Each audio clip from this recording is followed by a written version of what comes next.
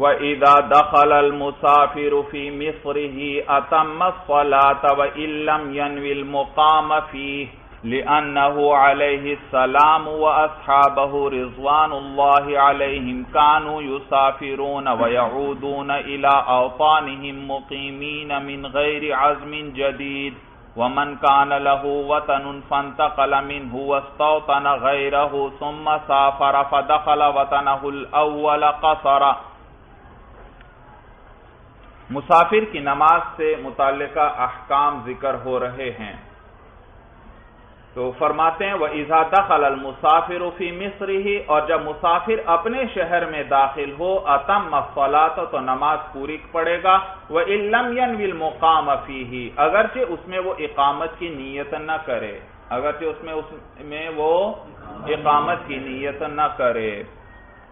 مقام یاد رکھیے، مقام یہ مصدر میمی ہے بھائی، مصدر میمی اقامت کے معنی میں آپ نے پڑھا ہے صرف کے اندر کہ یہ جو مزید فی کے ابواب ہیں، مثلا جیسے یہ اقام یقیم اقامتا فہوا مقیم و اقیم یقام اقامتا فذاک مقام، تو یہ جو مفعول کا صیغہ ہے یہ ظرف کا بھی یہی وزن آتا ہے مزید فی سے، یہ مقام جیسے اس میں مفعول ہے اسی طرح یہ اس میں ظرف بھی ہے، اور یہی صیغہ مصدر کے طور پر بھی عموماً استعمال ہوتا ہے ان ابواب کے لیے، اور تو یہ مقام ظرف بھی ہوا، اس میں مفعول بھی ہوا اور مصدر بھی ہوا بھائی، مصدر، اور اس کو مصدر میمی کہتے ہیں کیونکہ شروع میں کیا ہے، میم ہے بھائی، تو یہاں بھی یہ مصدر کے معنی میں ہے، اور تو مقام مصدر ہوا، اور اس باب کا مصدر کیا آتا ہے، اقام یقیم اقامتا، تو مقام کس معنی میں، اقامت کے معنی میں۔ تو کہتے ہیں وَإِذَا دَخَلَ الْمُسَافِرُ، جب مسافر اپنے، بھائی مسئلہ یہ مسافر اپنے شہر میں جب داخل ہوگا تو شہر میں داخل ہوتے ہی اسے اب پوری نماز پڑھنا پڑے گی بھائی، پوری نماز، چاہے وہ کچھ دیر کے لیے واپس آیا ہے اور پھر واپس نکلنے کا ارادہ ہی کیوں نہ ہو، لیکن جب اپنے شہر میں داخل ہوا تو اب اسے کیا کرنا پڑے گی، پوری نماز پڑھنا پڑے گی، یہی ذکر کر رہے ہیں وَإِذَا دَخَلَ الْمُسَافِرُ فِي مِصْرِهِ، اور جب مسافر داخل ہوا اپنے شہر میں أَتَمَّ الصَّلَاةَ تو نماز پوری کرے گا، وَإِن لَّمْ يَنْوِ الْمُقَامَ فِيهِ اگرچہ وہ اس میں اقامت کی نیت نہ کرے۔ دلیل کیا ہے، کہتے ہیں لِأَنَّهُ عَلَيْهِ السَّلَامُ وَأَصْحَابَهُ رِضْوَانُ اللَّهِ عَلَيْهِمْ كَانُوا يُسَافِرُونَ، اسی کیونکہ نبی کریم صلی اللہ علیہ وسلم اور آپ کے صحابہ جو ہیں وہ سفر کرتے تھے، وَيَعُودُونَ إِلَىٰ أَوْطَانِهِمْ اور لوٹتے تھے اپنے وطنوں کو، مقیمین اس حال میں کہ وہ کیا ہوتے، مقیم ہوتے تھے، من غیر عزم جدید بغیر کسی جدید ارادے کے، بغیر کسی جدید یعنی کوئی نیا ارادہ نہیں کرتے تھے کہ اب ہم یہاں 15 دن قیام کریں گے، بلکہ اس کے بغیر ہی وہ کیا بن جاتے، مقیم بنتے اور پوری نماز پڑھتے تھے بھائی۔ شارحین نے یہاں پر صاحب ہدایہ پر اعتراض کیا ہے اور لکھتے ہیں کہ معلوم نہیں صاحب ہدایہ نے یہ بات، یہ جس کو وہ دلیل کے طور پر ذکر کر رہے ہیں، یہ کہاں سے اخذ کی ہے، اور انہوں نے اس کا کوئی حوالہ وغیرہ بھی نہیں دیا، جبکہ باقی شارحین اور فقہا جو ہیں جو اس مسئلے کی شرح کرتے ہیں، اس مسئلے کی تشریح کرتے ہیں ائمہ کی کتابوں کے اندر، وہ اس طرح ذکر نہیں کرتے، تو معلوم نہیں کہاں سے انہوں نے قول یہ لیا بھائی۔ سمجھ میں آیا بھائی؟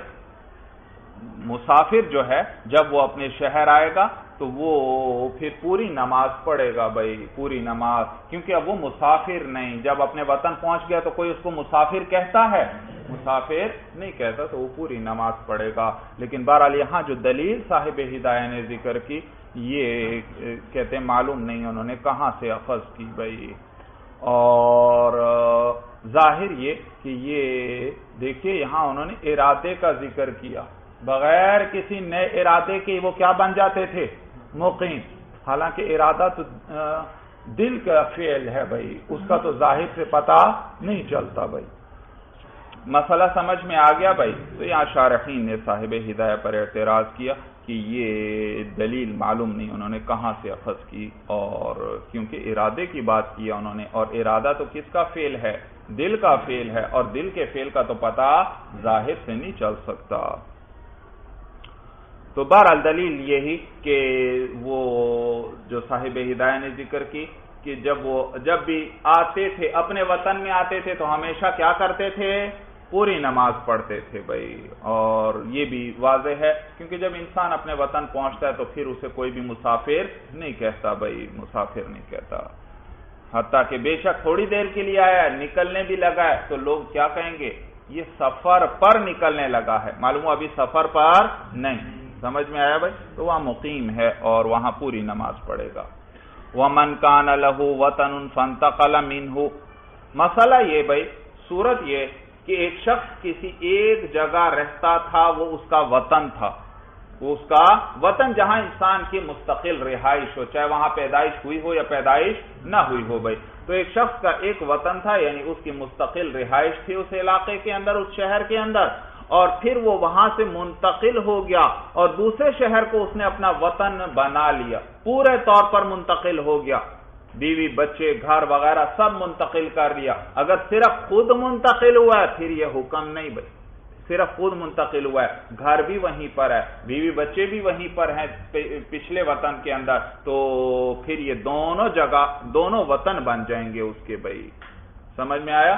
لیکن اگر پورے طور پر منتقل ہو گیا، گھر وغیرہ بیوی بچے سب منتقل کر لیے، اب دوسرے شہر میں رہائش مستقل اختیار کر لی ہے، تو اب یہ اس کا وطن اصلی بن جائے گا، وہ وطن اصلی نہیں۔ لہذا اگر سفر کے لیے نکلتا ہے اور بیچ میں اس شہر پھر پہنچتا ہے جو اس کا پہلے وطن تھا، تو وہاں جب تک اقامت کی مدت کے برابر وہ قیام نہیں کرتا، اس کا ارادہ نہیں بنتا، وہاں بھی کیا کرے گا؟ قصر کرے گا، کیونکہ اب یہ اس کا وطن اصلی نہ رہا، وطن اصلی اب دوسرا بن چکا ہے۔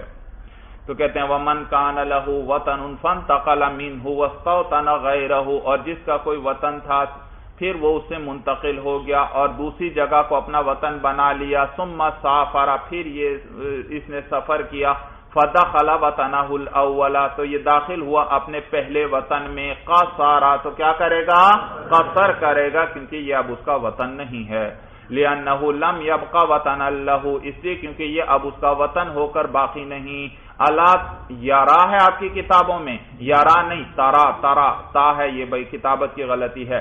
الا ترى انه علیہ السلام بعد الہجرت عد نفسه بمکہ من المسافرین، صاحب ہدایہ فرماتے ہیں کہ یہ اب اس کا وطن نہیں، تو یہ اب وہاں پر مسافر ہی ہے۔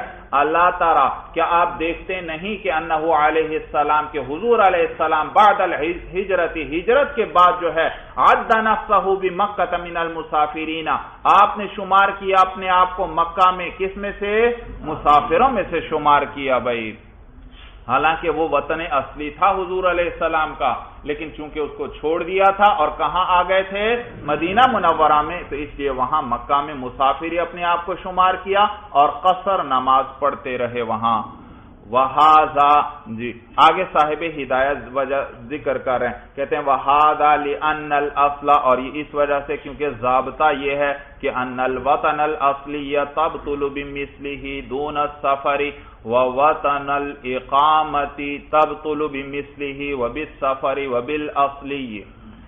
صاحب ہدایت فرماتے ہیں یہ اس وجہ سے کیونکہ ضابطہ یہ ہے کہ وطن اصلی وہ باطل ہوتا ہے اپنے مثل سے، دون السفری، نہ کہ سفر سے، اور وطن اقامت یہ باطل ہوتا ہے اپنے مثل سے بھی اور سفر سے بھی اور وطن اصلی سے بھی۔ بھئی ایک ہے وطن اصلی جہاں انسان کی رہائش ہے، مستقل گھر ہے، بیوی بچے وغیرہ وہیں پر ہیں، یہ ہے وطن اصلی۔ اور ایک ہے وطن اقامت، سفر کے اندر انسان سفر پر نکلا ہے اور کسی مقام پر کیا کر لیتا ہے؟ 15 دن یا اس سے زیادہ رہنے کی نیت کر لیتا ہے، تو یہ کیا بن گیا؟ اس کا وطن اقامت بن گیا، وطن اقامت۔ اور وطن اصلی جو ہے اپنے مثل کے ساتھ بھی اپنے مثل کے ساتھ ہی باطل ہوگا اور کسی چیز سے نہیں، کیونکہ کوئی چیز کسی چیز کو اس کے برابر کی چیز ہی آ کر ختم کر سکتی ہے، اس سے کم درجے کی چیز اسے ختم نہیں کر سکتی۔ تو لہذا ایک جگہ ہے آپ کا وطن اصلی، تو تو یہ وطن اصلی ہونا اس کا تبھی باطل ہوگا جب دوسری جگہ کو آپ وطن اصلی بنا لیں. کیا بنا لیں؟ وطن. تو دیکھو وہ بھی وطن اصلی، وہ بھی اسی کے مثل ہے، تو وہ اس کو کیا کر دے گا؟ اس کے وطن اصلی ہونے کو باطل کر دے گا. اب وہ وطن اصلی بن جائے گا، یہ وطن اصلی نہیں رہے گا. لہذا وہاں سے وہ سفر پر نکلا اور چلتے سفر کے دوران پھر اس شہر سے گزرنا ہوا، تو اب یہ اس کا وطن اصلی نہیں، بلکہ اب یہاں کیا کرے گا؟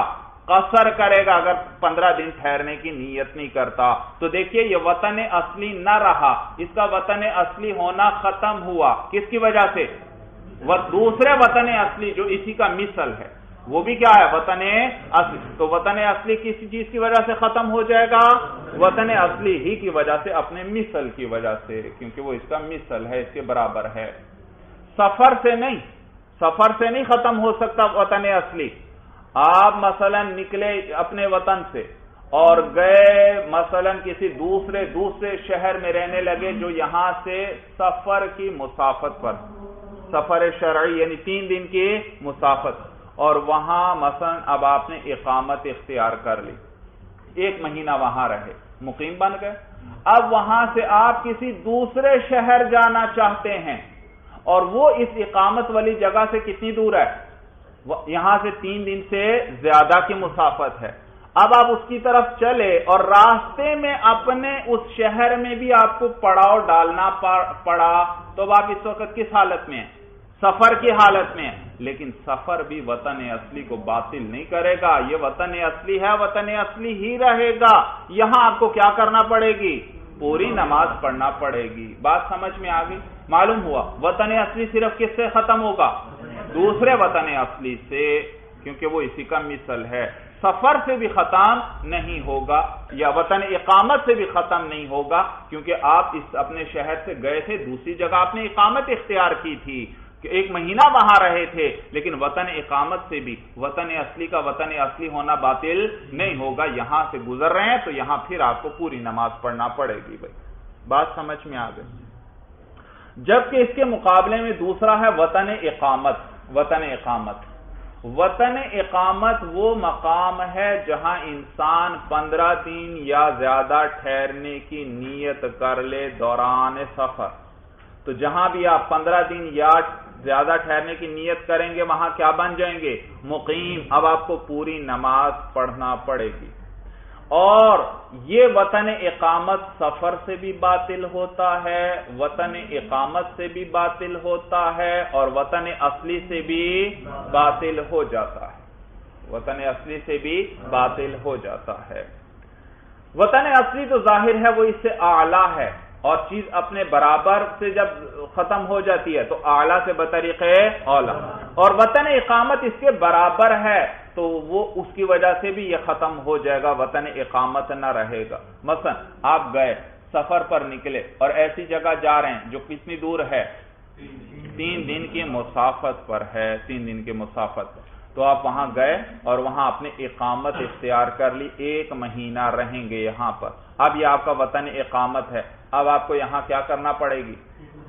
پوری نماز پڑھنا پڑے. پھر یہاں سے آپ نکلتے ہیں اور ایسی جگہ کا ارادہ کرتے ہیں جو یہاں سے 3 دن کی مسافت یا اس سے زیادہ پر ہے. اب آپ یہاں سے نکلے اور اس شہر تو یہاں تو یہ تو سفر بھی آ گیا. سفر سے بھی یہ کیا ہو جائے گا؟ وطن اقامت ختم ہو جائے گا. کیا ہو جائے گا؟ ختم ہو جائے گا، کیونکہ سفر اقامت کی ضد ہے. بھائی سفر اقامت کی ضد ہے، تو یہ اب وطن اقامت نہ رہے گا. اور یہاں سے آپ نکل کر کسی دوسرے شہر میں، قریب شہر میں کیا کر لیتے ہیں؟ اقامت اختیار کر لیتے ہیں. کیا کر لیتے ہیں؟ اقامت. تو اب وہ آپ کا وطن اقامت بن گیا، اور یہ اب وطن اقامت نہ رہا. لہذا وہاں سے آپ نکلے اور اب آپ جا رہے ہیں کس پر؟ سفر ہے، اور ایسی جگہ کا ارادہ کیا جہاں جو 3 دن سے زیادہ کی مسافت پر ہے، اور اب گزرتے ہوئے اس پچھلے وطن اقامت میں آپ کو رکنا پڑا، تو کیا کریں گے؟ قصر ہی کریں گے، کیونکہ دوسری جگہ کو آپ وطن اقامت بنا چکے ہیں، تو اس کا وطن اقامت ہونا ختم ہو گیا. اب اس کے اندر قصر ہی کریں گے جب تک آپ دوبارہ اس میں 15 دن ٹھہرنے کی نیت نہ کر لیں. مسئلہ سمجھ میں آ گیا؟ تو یہی ذکر کر رہے ہیں، کہتے ہیں لِأَنَّ الْأَصْلَ کہ اصل یہ ہے، ضابطہ یہ ہے کہ ان الوطن الاصلی تبطل بمثلہ کہ وطن اصلی وہ باطل ہو جاتا ہے اپنے مثل کے ساتھ، اپنے جیسے کے ساتھ، اور اپنے جیسا اس کا کیا ہے؟ وطن اصلی ہی ہے، یعنی دوسرے وطن اصلی سے بھی باطل ہوگا، دون السفر نہ کہ سفر سے باطل نہیں ہوگا۔ آپ دوران سفر اپنے وطن اصلی سے گزر رہے ہیں تو آپ کو کیا کرنا پڑے گی؟ وہاں اپنے وطن اصلی میں پوری نماز پڑھنا پڑے گی۔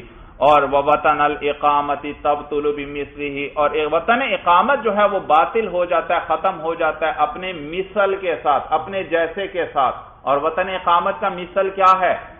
ایک تو دوسرا وطن اقامت آپ دوسری جگہ اقامت کی نیت کر لیتے ہیں۔ وبالسفر، اور کس وجہ سے؟ سفر کی وجہ سے بھی، کیونکہ سفر اس کی ضد ہے۔ وبالاصلی، اور نیز وطن اقامت کس کی وجہ سے ختم ہو جاتا ہے؟ وطن اصلی کی وجہ سے بھی، کیونکہ وطن اصلی اس سے قوی ہے۔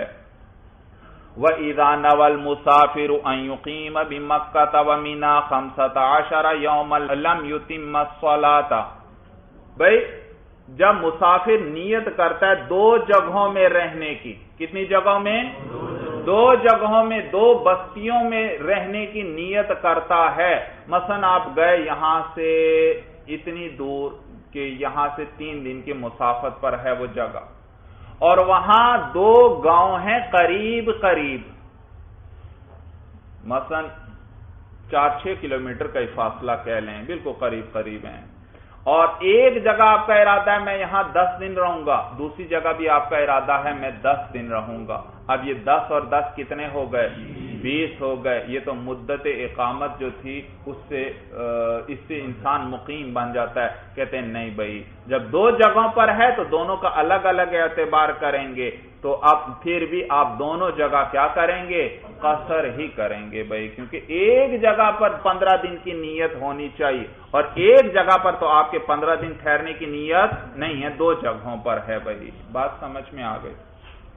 تو وہ دونوں بستیاں بھائی یاد رکھو اتنی دور ہونی چاہیے ایک دوسرے سے کہ ایک کی اذان کی آواز دوسری بستی تک نہ پہنچے۔ اگر اذان کی آواز ایک بستی کی دوسری بستی تک پہنچتی ہے تو پھر اس کو 2 شمار ہی نہیں کریں گے، یہ ایک بستی کے حکم میں ہے، حقیقتاً تو نہیں، لیکن حکماً کس میں ہے؟ یہ کس کے حکم میں ہے؟ ایک بستی، تو پھر یوں سمجھا جائے گا کہ ایک ہی جگہ پر آپ 20 دن رہنا چاہتے ہیں، پھر آپ کو مقیم والی نماز پڑھنا پڑے گی، مسافر والی نماز پڑھنے کی اجازت نہیں۔ صورت سمجھ میں آ گئی؟ اسی کو ذکر کر رہے ہیں۔ صورت یہ کہ کوئی حج کے لیے جاتا ہے اور حج کے طریقہ آپ پڑھ چکے ہوں گے۔ حج کا طریقہ کیا ہے؟ حاجی پہلے مکہ مکرمہ پہنچتا ہے اور حج تمتع کے اندر تو وہاں وہ پہلے عمرہ وغیرہ کرتا ہے، اور پھر احرام اس کا ختم ہو جاتا ہے، احرام اتار دیتا ہے، اور اس کے بعد پھر جب حج کے ایام شروع ہوتے ہیں پھر حج کا احرام باندھتا ہے بھائی، اور اس میں پھر 8ویں ذی الحجہ کو وہ مینا نکلتا ہے جو مکہ سے 2-3 میل کے فاصلے پر ایک جگہ ہے بھائی، اور پھر مینا کے اندر وہ 5 نمازیں ادا کرتا ہے، یعنی 8ویں تاریخ کی ظہر، عصر، مغرب، عشاء، اور اگلے دن 9ویں تاریخ کی فجر کی نماز۔ یہ کہاں ادا کرتا ہے؟ مینا میں۔ یہ مینا میں 5 نمازیں پڑھنا سنت ہیں۔ پھر یہ 9ویں تاریخ آ گئی، فجر کی نماز پڑھ لی، اور یہ یوم عرفہ ہے بھائی۔ پھر حاجی یہاں مینا سے نکلتے ہیں اور عرفات جاتے ہیں جو مینا سے چند میل کے فاصلے پر ہے، یہ غالباً 5-6 میل کے فاصلے پر ہے۔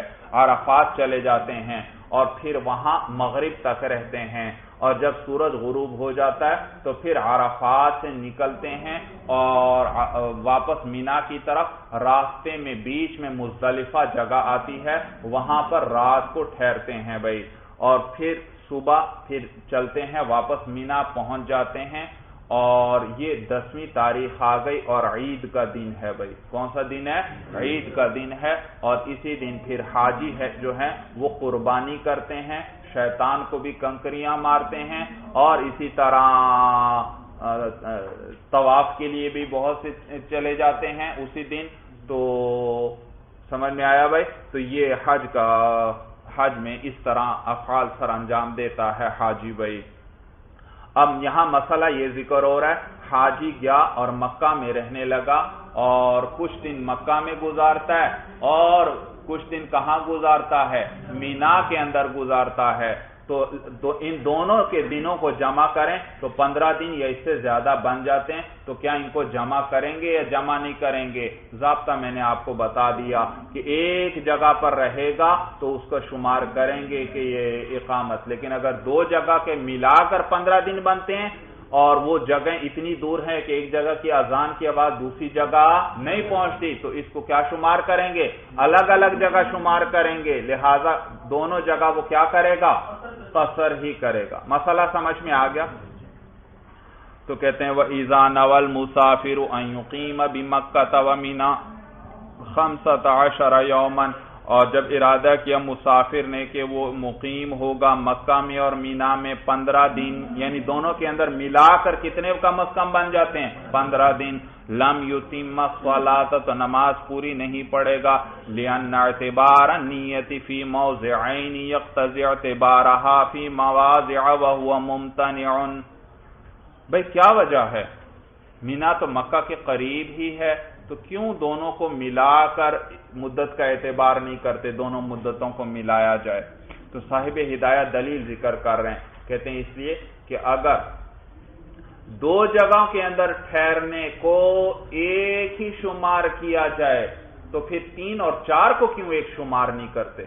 پھر تو 3، 4، 5 جتنی جگہ بھی انسان رہے ان کو کیا کرنا پڑے گا؟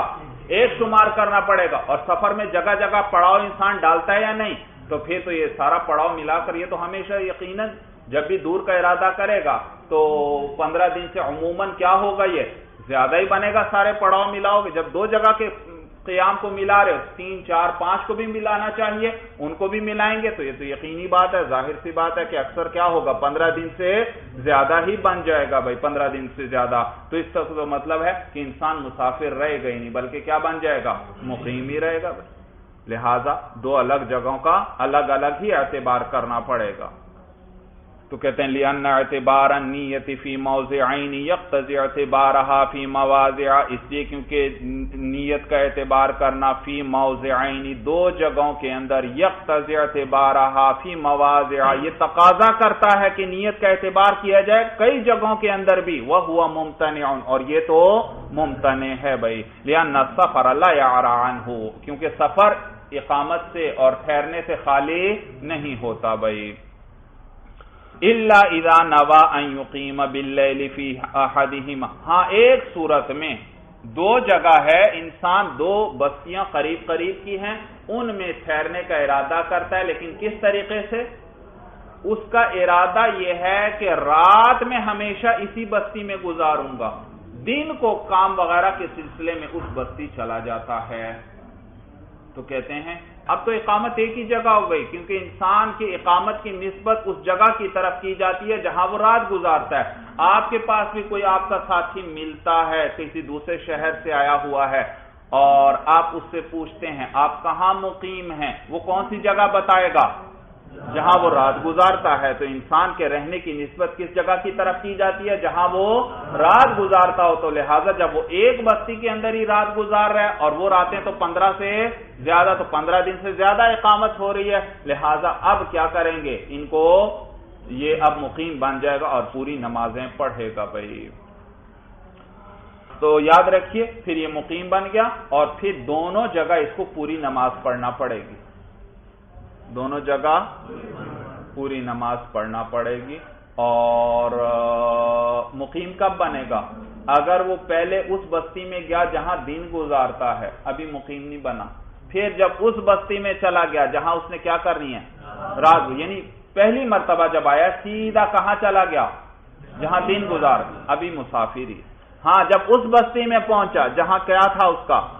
رات گزارنی، اب مقیم بن گیا، اور اب وہ جہاں دن گزارنا ہے وہاں پر بھی پوری نماز اس کو پڑھنا پڑے گی، الا یہ کہ اس وطن اقامت سے وہ کتنی دور کا ارادہ کرے؟ 3 دن کی مسافت پر کوئی جگہ وہاں جانے کا ارادہ کرے، پھر اس بستی سے نکلتے ہی کیا بن جائے گا؟ مسافر بن جائے گا۔ مسئلہ اچھی طرح سمجھ میں آ گیا؟ تو کہتے ہیں الا اذا نوا ان یقیم باللیل فی احدہما، مگر یہ کہ جب ارادہ کرے کہ وہ مقیم ہوگا رات کے وقت ان دو میں سے کسی ایک کے اندر، فیصیر مقیما بدخولہ، تو یہ مقیم بن جائے گا اس میں داخل ہونے سے، لأن اقامت المرء مضافۃ الی مبیتہ، اس لیے کیونکہ آدمی کی اقامت کی نسبت کی جاتی ہے الی مبیتہ، بات ہے یبیتو کے معنی رات گزارنا، مبیت رات گزارنے کی جگہ، اس لیے کیونکہ آدمی کی اقامت کی نسبت کی جاتی ہے رات گزارنے کی جگہ کی طرف۔ بھئی یہ تو قدیم مسئلہ تھا کہ مسافر اگر مکہ اور مینا کے اندر ملا کر 15 دن رہتا ہے تو دونوں جگہ وہ مسافر ہی شمار ہوگا، لیکن اب بہت سے مفتی حضرات اس پر فتویٰ دے رہے ہیں کہ مکہ اور مینا میں ملا کر اگر 15 دن بنتے ہیں تو یہ مقیم شمار ہوگا، اس لیے کیونکہ کہتے ہیں اب مکہ اتنا پھیل گیا ہے کہ مینا تک پہنچ گیا ہے، مینا بھی اس کے اندر ہی آ گیا ہے، تو گویا ایک ہی شہر میں دو جگہوں پر وہ رہ رہا ہے، اور ایک ہی شہر میں تو چاہے آپ 10 جگہ پر بھی رہیں وہ کیا ہوگا، ایک ہی شہر ہے، تو اس میں سارے دنوں کو کا جمع کیا جائے گا۔ بھائی مسئلہ سمجھ میں آ گیا۔ وَمَنْ فَاتَتْهُ صَلَاةٌ فِي السَّفَرِ قَضَاهَا فِي الْحَضَرِ رَكْعَتَيْن وَمَنْ فَاتَتْهُ فِي الْحَضَرِ قَضَاهَا فِي السَّفَرِ أَرْبَعَةً۔ بھئی مسئلہ یہ ذکر کر رہے ہیں کہ جس کی سفر میں کوئی نماز قضا ہو جائے، مثلا 4 رکعت والی، تو بعد میں یہ مقیم ہو گیا، وطن اصلی آ گیا، اب یہاں ان نمازوں کی قضا کرنا چاہتا ہے، تو کہتے ہیں وہی سفر والی قضا کرے گا۔ اس کے ذمے سفر میں کتنی رہ گئی تھیں؟ 4 رکعت رہی تھی یا 2 رکعت؟ وہ مثلا ظہر کی نماز جو قضا ہوئی تھی وہ 2 رکعت تھی اس وقت، تو جیسی ادا آئی تھی اسی طرح کی قضا بھی اس پر آئے گی، تو مقیم ہونے کے باوجود اس کی قضا 2 رکعت ہی کرے گا۔ اور اس کا عکس بھی اسی طرح ہے کہ مقیم تھا اور اس کی کچھ نمازیں قضا ہیں، اب سفر پر نکلا ہوا ہے، ان نمازوں کی قضا کرنا چاہتا ہے، تو یہ قضا بھی ادا کے مطابق ہوگی۔ اور اس اقامت کی حالت میں اس پر ادا کیسی واجب ہوئی تھی؟ 2 رکعت یا 4 رکعت ظہر کی؟ 4 رکعت، تو سفر میں بھی قضا کتنی کرے گا؟ 4۔ ضابطہ سمجھ میں آ گیا؟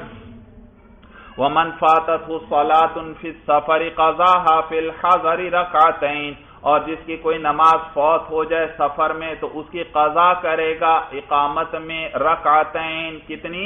2 رکعت۔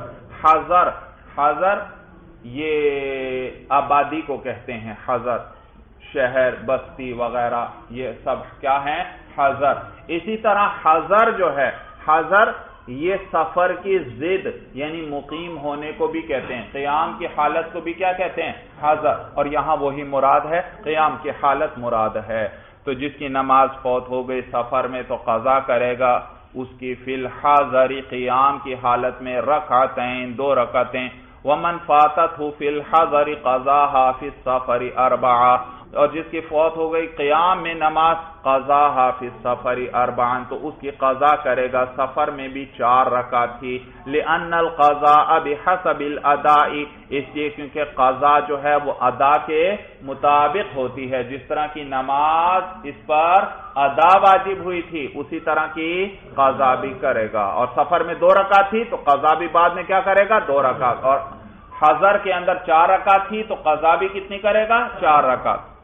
والمعتبر فی ذالک آخر الوقت، صاحب ہدایہ فرماتے ہیں کہ معتبر اس کے اندر یعنی وہ جس کا اعتبار کیا جائے اس میں ادا کے اندر، ادا کے اندر جو معتبر ہے آخر الوقت، وہ نماز کا آخری وقت ہے، لأنہ المعتبر فی السببیت عند عدم الاداء فی الوقت۔ بھئی دیکھیے آپ پڑھ چکے مسئلہ آپ پڑھ چکے کہ نماز کے وجوب کا سبب وقت ہے، تو ظہر کی نماز اسی وقت آپ پر واجب ہوگی اس دن کی جب اس دن کا ظہر کا وقت آ جائے، اس سے پہلے وہ ظہر کی نماز آپ پڑھتے بھی ہیں تو نہیں ہوگی، کیونکہ ابھی وجوب ہی نہیں آیا تو ادا کہاں سے درست ہو۔ تو نماز کے وجوب کا سبب کیا ہے؟ وقت. اور وقت میں اب کون سے حصے کو سبب قرار دیا جائے؟ پورے وقت کو سبب قرار نہیں دیا جا سکتا، اس لیے کیونکہ اگر آپ نماز ظہر کی پڑھتے ہیں اور اول حصے میں شروع میں ہی نماز پڑھ لیتے ہیں تو ظہر کا بھی کافی وقت باقی ہے، وہ تو مؤخر ہے، اس کو سبب بنائیں گے تو سبب مؤخر ہو جائے گا اور حکم کیا ہو جائے گا؟ مقدم ہو جائے گا. حالانکہ سبب مقدم ہوتا ہے اور حکم کیا ہوتا ہے؟ تو اگر پورے وقت کو سبب قرار دیا جائے پھر تو ظہر کی نماز جب پورا ظہر کا وقت پایا جائے اور گزر جائے اس کے بعد پڑھنا جائز ہوگی، اس سے پہلے جائز ہی نہیں. تو لہذا پورا وقت سبب نہیں قرار دیا جاتا، بلکہ اول جز کو کیا قرار دیا جائے گا؟ سبب. پہلا لمحہ جو ظہر کا ہے وہی کیا ہو جائے گا؟ نماز کے وجوب کا سبب، اس کی وجہ سے ظہر کی نماز واجب. تو اس پہلے جز کے فوراً بعد اگر نماز وہ پڑھ لیتا ہے تو یہ پہلا جز ہی سبب قرار دیا جائے. پہلا جز ظہر کے وقت کا پہلا لمحہ، اسی کو کیا قرار دیں گے؟ سبب. کب؟ جب وہ اس کے فوراً بعد کیا کر لے؟ نماز ادا کر لے. کیونکہ اسی صورت میں سبب مقدم ہے کس پر؟ حکم، یعنی ادا پر، حکم پر، ادا پر. بھائی بات سمجھ میں آ گئی. اور اگر اس میں وہ ادا نہیں کرتا، تاخیر کرتا ہے تو یہ سببیت اگلے لمحے کی طرف منتقل ہوگی. اس کے میں بھی ادا نہیں کرتا تو اس سے اگلے لمحے کی طرف، تو یہ سببیت منتقل ہوتی چلی جائے گی. درمیان میں جا کر وہ نماز ادا کرتا ہے تو اب اس وقت جو اس نماز کے ساتھ آخری لمحہ جڑا ہوا تھا اس کو کیا قرار دیا جائے گا؟ نماز کے وجوب کا سبب قرار دیا جائے گا. اور اگر کوئی اس میں بھی ادا نہیں کرتا حتیٰ کہ سببیت منتقل ہوتی چلی گئی یہاں تک کہ آخر وقت آ گیا تو اب وہ آخر وقت کو سبب قرار دیا جائے گا. کس کو؟ آخر وقت کو سبب قرار دیں گے کہ یہ سبب ہے نماز کے وجوب کا. اور اب اس میں سے کتنی مقدار کو سبب قرار دیں گے؟ تو فقہا دو طرف گئے. بعض فرمانے لگے کہ اس آخری وقت میں سے تحریمہ کی مقدار جو وقت ہے، یعنی صرف اتنے لمحات جن میں انسان اللہ اکبر کہہ سکے، یہ آخری لمحات جو ہیں جن میں کتنا کہہ سکے؟ اللہ اکبر، یعنی تکبیر تحریمہ کہہ سکے، یہ ہے نماز کے وجوب کا سبب. اور بعض فقہا فرماتے ہیں نہیں، صرف تحریمہ نہیں بلکہ اتنا آخری وقت جس کے اندر وہ فرض ادا کر سکے، یعنی فرض 4 رکعت ہیں اور وہ کتنے میں ادا کر سکتا ہے؟ مثلا 4 منٹ میں، تو یہ 4 منٹوں کو کیا کہیں گے؟ یہ نماز کے وجوب کا سبب ہے. صورت سمجھ میں آ گئی؟ تو یہی بات بیان کر رہے ہیں صاحب ہدایہ کہ ادا جو ہے اس کا تعلق کس سے ہے؟ اس میں معتبر آخری وقت ہے، کیونکہ سببیت منتقل جب کوئی شخص نماز نہ ادا کرے تو سببیت منتقل ہوتی چلی جاتی ہے. کس وقت تک؟ آخر وقت تک. اور اس میں بھی ادا نہیں کرتا تو اسی کو سبب قرار دیا جاتا ہے. یہ معنی ہے والمعتبر فی ذالک آخر الوقت، اور معتبر اس ادا کے اندر وہ آخری وقت ہے. لأنہ المعتبر فی السببیت عند عدم الاداء فی الوقت، اس لیے کیونکہ وہی معتبر ہے، اسی کا اعتبار کیا جاتا ہے سبب ہونے میں کہ یہ سبب ہے. عند عدم الاداء فی الوقت، جس وقت کہ وہ ادا نہ ہو کس کے اندر؟ جس وقت کہ وہ ادا نہ کرے وقت کے اندر، تو اس آخری وقت کو کیا کیا جاتا ہے؟ سبب قرار دیا جاتا ہے. اور اس کے آخری وقت میں تو وہ مثلا مسافر تھا تو مسافر والی نماز اس کے ذمہ ہے، بعد میں بھی کیا کرے گا؟ مسافر والی نماز ہی پڑھے گا. اور اس آخری وقت میں اگر مقیم تھا بعد میں وہ اس کی قضا کرنا چاہتا ہے تو وہ بھی ادا کے مطابق مقیم والی نماز ہی اس کی قضا کرے. مسئلہ سمجھ میں آ گیا؟ اس پر اشکال ہوتا ہے کہ صاحب ہدایہ نے ہمیں بتایا کہ ادا کی نسبت، ادا کے وجوب کا سبب کس کو قرار دیا جاتا ہے؟ آخری وقت کو. اور نور الانوار وغیرہ اصول الشاشی میں اصول فقہ کی کتابوں میں ہمیں بتایا گیا کہ کہ جب پورے وقت کے اندر کوئی نماز ادا نہیں کرتا تو آخری حصے کو سبب نہیں قرار دیتے بلکہ پورے وقت کو کیا قرار دیا جاتا ہے؟ سبب. یعنی ظہر کے آغاز سے لے کر انتہا تک جو پورا وقت ہے اسی کو کیا قرار دیا جائے گا؟ سبب. اور صاحب ہدایہ کیا فرما رہے ہیں؟ سبب کس کو قرار دیں گے؟ آخر وقت کو. تو جواب یہ کہ بعض فقہا نے تو پورے وقت کو سبب قرار دیا جبکہ بعض نے کس کو سبب قرار دیا ہے؟ آخر وقت کو. اور شاید صاحب ہدایہ نے بھی اسی کو ترجیح دیتے ہوئے ان کے قول پر آخر وقت کو سبب قرار دیا. آخر وقت کو. والعاصی والمطیع فی سفرہ فی الرخصۃ سواء.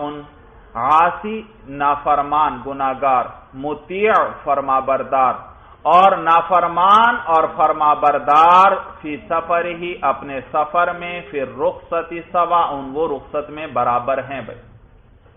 بھائی ایک سفر ہے، ایک عام سفر ہے یا اطاعت والا سفر ہے. ایک عام سفر مباح سفر، مثلا کوئی شخص تجارت کے لیے 3 دن کی مسافت پر جاتا ہے. ایک اطاعت والا سفر ہے، کوئی حج کے لیے جا رہا ہے تو وہ بھی بڑی دور ہے، 3 دن سے زیادہ کی مسافت ہے. اور ایک گناہ والا سفر ہے، مثلا کوئی شخص ڈاکہ ڈالنے کے لیے چلتا ہے اور یا چوری کرنے کے لیے نکلتا ہے اور کتنی دور جا رہا ہے؟ 3 دن کی مسافت پر. تو کیا یہ جو شخص گناہ کے سفر پر نکلا ہے کیا اس کو بھی رخصت حاصل ہوگی یا حاصل نہیں؟ تو صاحب قدوری آپ کو بتلا رہے ہیں کہ بھئی کوئی چاہے کوئی نیکی کے سفر پر نکلے چاہے گناہ کے سفر پر نکلے، رخصت میں سب برابر ہیں، سب کو رخصت ہوگی. تو وہ جو ڈاکہ ڈالنے جا رہا ہے وہ بھی کیا کرے گا؟ اب 4 کے بجائے کتنی نماز اس پر آئے گی؟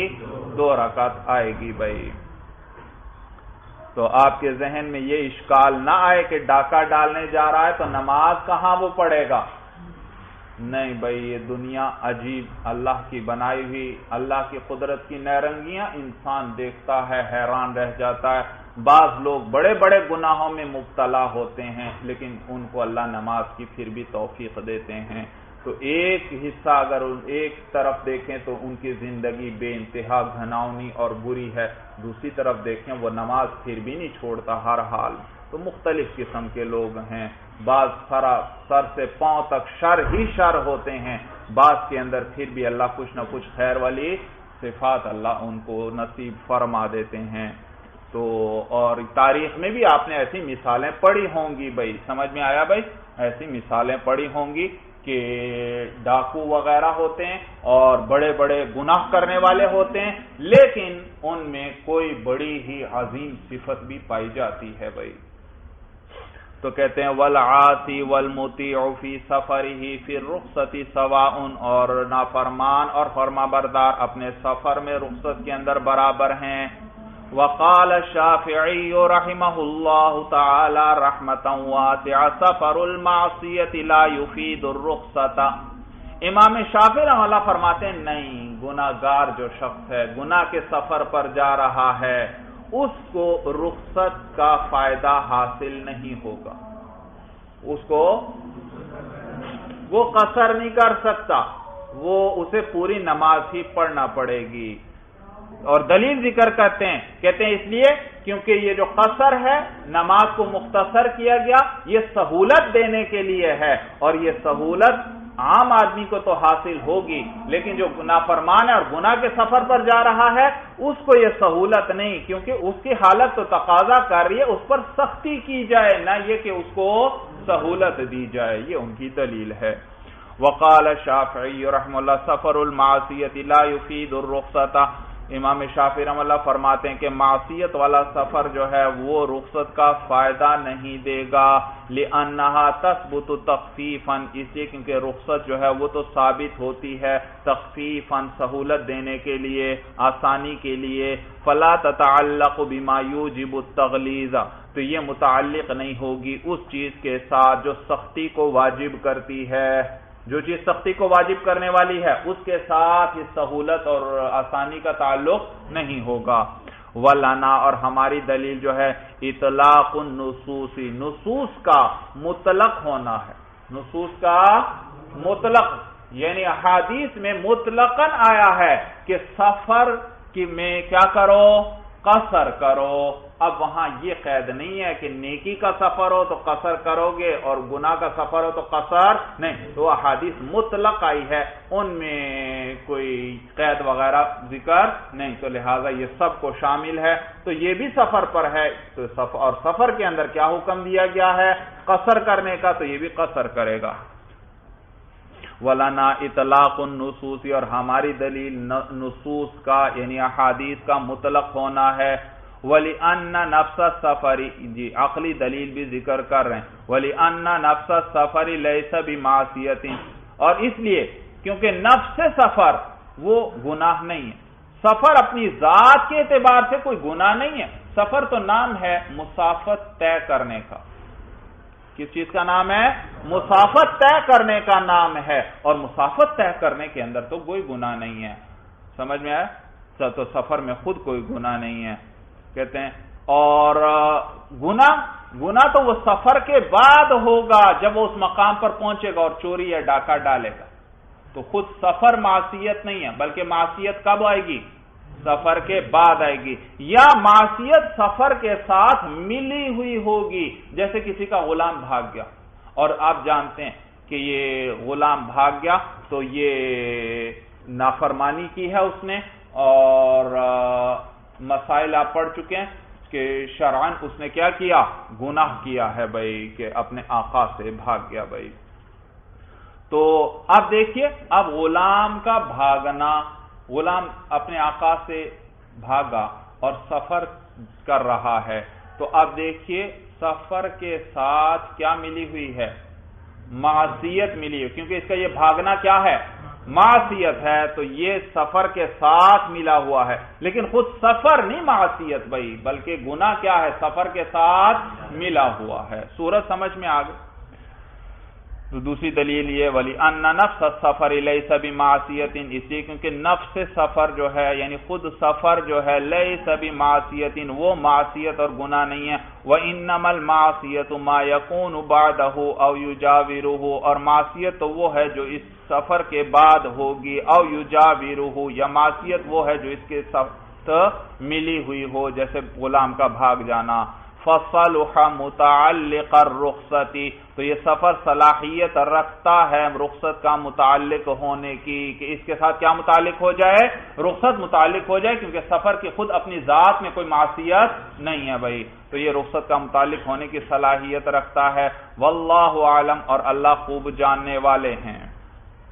چلیے بس بھائی، ھذا ھو المرام، اللہ عالم بحقیقت الکلام.